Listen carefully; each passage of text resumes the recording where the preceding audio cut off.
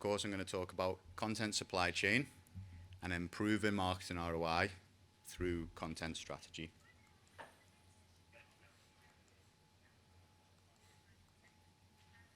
A little bit of background on myself. I've been working in the marketing technology space for over 15 years. It's something that I'm very passionate about, even outside of work. I like to read up on what's happening in the marketing technology space and research innovative products. I'm an Adobe champion, which means that I've got strong product knowledge across the Adobe products, and I work with Adobe internally, to test and look at pricing for customers. And recently, I left BNY Mellon, where I was the head of demand operations, and I was supported by Bluprintx on a number of projects that I did at that organization. Today, the story that I'm going to talk you through is based on a lot of the use cases and projects that I did while I was with BNY Mellon.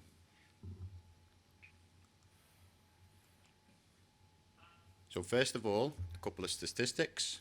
I'm going to start with some of the challenges that we see in the market. So 81% of marketeers are under pressure to deliver content faster. And I'm sure a lot of you guys in the room would agree with that. 85% of marketeers don't have a central place where they can execute their content or manage intake requests.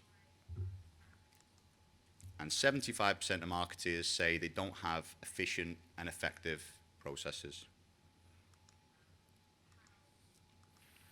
Also, some of the other challenges I saw personally while working inside enterprise businesses like BNY Mellon was that they didn't possess the right skills to embark on major transformation projects. Skills such as, integration experts or individuals that understood big data. A lot of the skills internally were focused on things like content creation and more traditional marketing skills. Also, in terms of workflow, they didn't have any automated workflows, and things like a content brief, when I joined the organization, was being sent via email, which in a huge financial organization is a massive risk. If that goes wrong, the information's lost, it can cause many, many problems. In terms of technology as well, I found that a lot of the enterprise businesses that I've been working with do not have a fully connected technology stack. And again, this causes many issues. You can't fully see the bigger picture. You can't see engagement and analytics across multiple channels in one place. And you can't measure the effectiveness of content correctly. And then finally, in terms of data, we saw that lots of business had a real lack of audit trail and visibility. So again, at BNY Mellon, we couldn't really see capacity when I joined, and we also couldn't unpick problems, if something went wrong. It was very difficult. You were searching through people's inboxes and chat messages. It certainly wasn't the right way to do it for a big organization in a regulated industry. And then a little bit about the transformation journey and how we enabled, the scaling of content execution.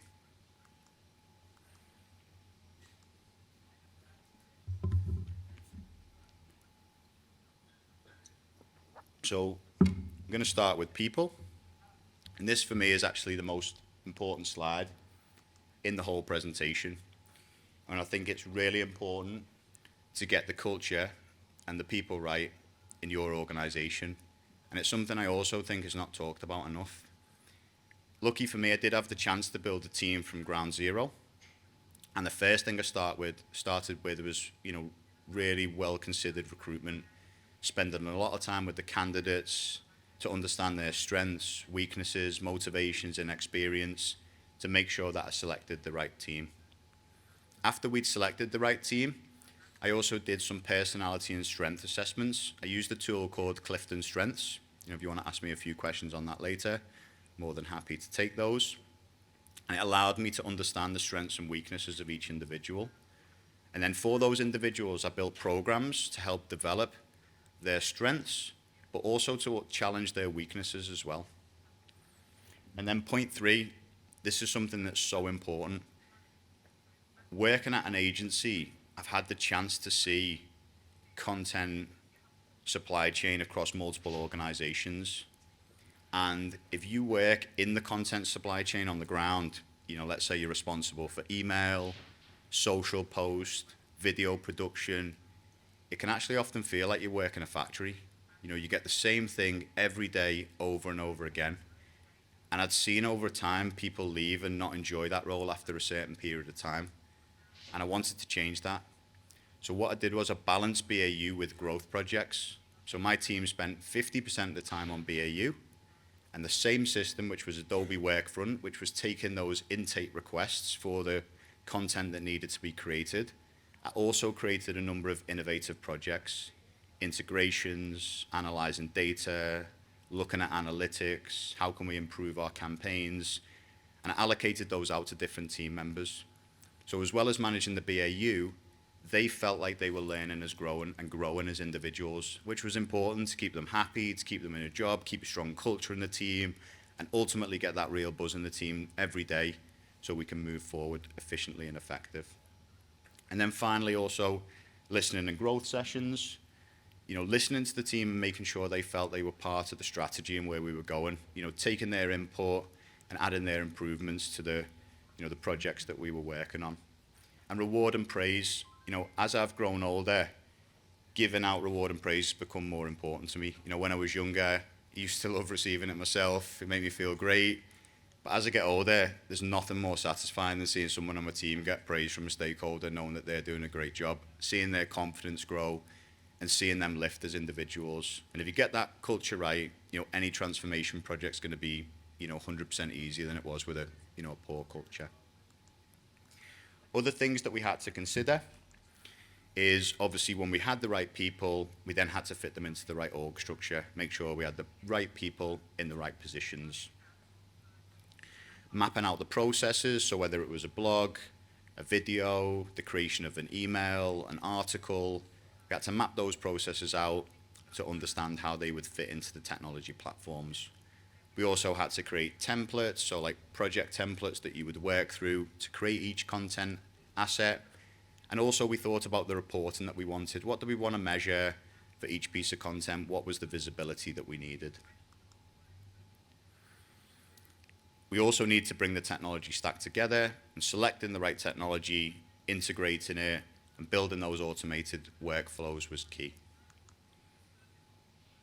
And then finally also buy-in from other teams around marketing operations, editorial, product, field, sales, making sure that we took the time, spoke to all of those teams, and they understood the project that we were embarking on, how they could play a part, get their feedback as well, so we didn't end up hitting any hurdles or roadblocks during the project. The technology that we had in play,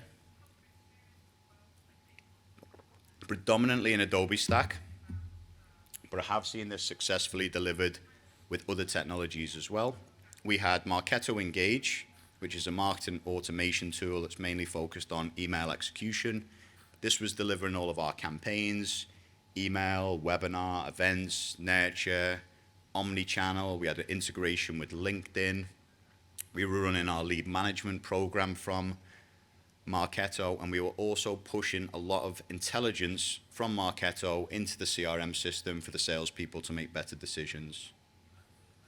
Workfront was our engine in the middle.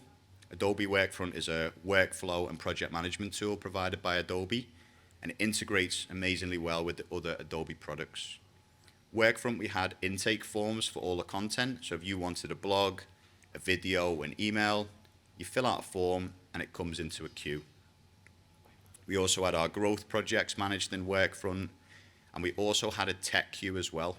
So if somebody wanted something fixing that they noticed was not working with technology, if a new user joined the business or somebody wanted training, you can submit a ticket and the team would normally be there to help within a 48-hour window. We also had Adobe Assets and Adobe AEM. So Adobe AEM is our client-facing website, very popular product. And then Adobe Assets is where we store all of our approved content. And it also managed the expiry of that content as well. So in regulated industries, you don't want a piece of content in the dam for 5-6 years. So normally in financial services, it would expire in 3 to 6 months, and we'd have to replace that piece of content.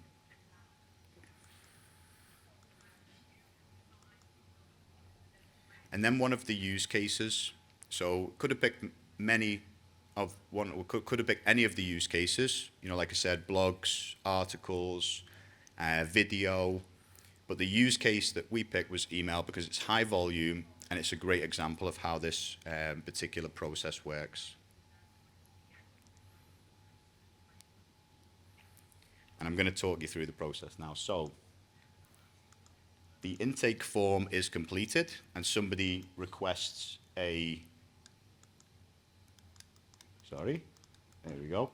somebody requests an email. What happens next is that request is allocated to somebody and a project is created. The project has all of the tasks that are needed to work through to create the email asset. And then within the tasks, there is a custom data collection piece. It's called a custom form in Workfront.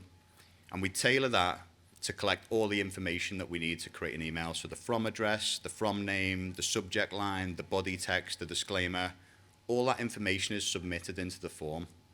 And once that is ready and approved, the system integration kicks in and it pushes the email into Marketo and it creates the email for us. It's like a square peg in a square hole. It works really, really well. Once the email is created, it pushes it back into Workfront, and there's a tool called Workfront Proof where you can do your compliance reviews. In financial services, we normally have two types of client reviews. We have a compliance review for non-product related content, which is normally peer-to-peer, and it can be done just within the marketing team. So let's say it's the Christmas email just saying, have a great year, thank you, Merry Christmas. That could be approved by marketing, doesn't need to go to compliance. But if it's a product-related piece of content, it would need to go through compliance review as well. And in the Workfront Proof tool, you can select the different workflow that you need, and it will automatically take that content through that particular workflow. Once the content is ready and approved, the next step is publishing, and it's sent out to the target audience. And then finally, it's delivered to the digital asset management system, where it's then stored with the attachment, and it can also then be used by other markets or repurposed, into a different type piece of content as well. Then the most important part, the performance gains. So, what did the project deliver? What was the time saved? How did it impact ROI? So, in terms of the number of emails that we were creating on a yearly basis, it was 800 emails a year, roughly, give or take, 50 or 60. Huge volume. In terms of working days, it's roughly 2 emails every single day are going out to different markets across North America, Europe, and APAC. The old process, it took 16 hours. And that's from ideation to execution, and it includes multiple agencies, compliance, field, editorial, and marketing operations. The new process, internal and completely automated following the process that I've just showed you, was roughly 10 hours. So we're saving 6 hours per email. Overall, that's 4,800 hours saved in a year, nearly 200 days. And in the team, we had a number of individuals that were offshore. We had some high-cost, expensive resource in North America and EMEA, but the average hourly rate across the team was about $22.97, I think the number is. And overall, saving was 110,000. Now just imagine the saving across every piece of content in the content supply chain. And then also imagine as well that I was only working for investment management. There's multiple divisions within BNY Mellon as well. Imagine if we rolled it out across the whole organization.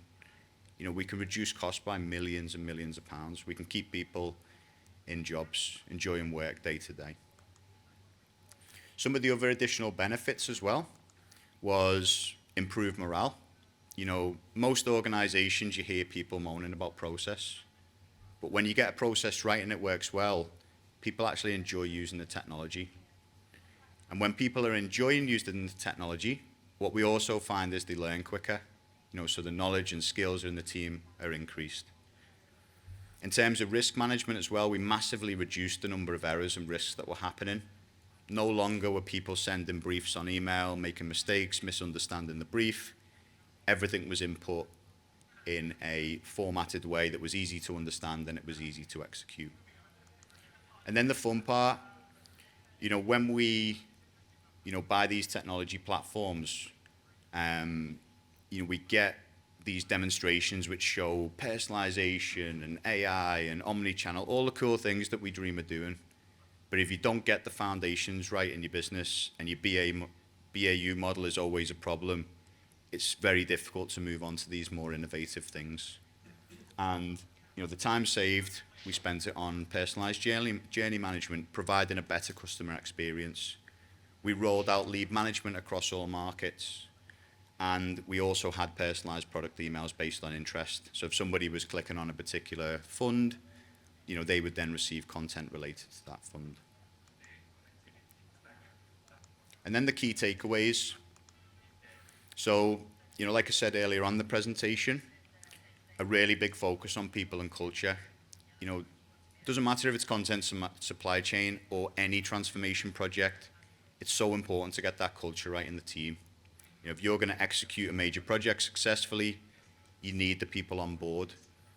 Some of the things that I like to do when we're doing major change is sit down with the individuals and reassure them that, hey, when we bring in this new technology, it doesn't mean that you're going to lose your job. We're going to help and we're going to support you. We're going to take you on a journey. We're going to give you training. And I want you to be part of the team when we've completed this transformation as well. It's so important to get those messages across. Also, take the time to understand your workflow and process.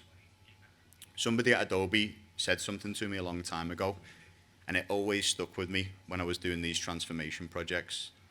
They said, if a process does not work outside of technology, it won't work inside the technology either. These workflow management tools do not fix broken processes. They make processes more efficient and effective. So it's really important that you've got processes that are going to work, that you've mapped them out, that you understand the steps, then you can lift them into the technology platforms and you can make them more efficient and effective. And then finally, selecting the right technology. There's so many businesses that I've worked with that have 6 or 7 platforms in the stack that are not connected, legacy platforms, and they've been in that situation for 4, 5, 6, 7 years. But actually, if you make the right technology selections, you can bring that technology stack together in just a number of months. The big decisions, and it takes time to make these changes, but the impact of these changes and bringing technology together is huge. And listen, thank you very much for coming here and listening to me today. Hopefully you'll take something away. And if you do have any questions, we've got a stand in the main hall, and I'd love to meet with you guys, answer those questions, and get to know you all a little bit better. So thank you for your time.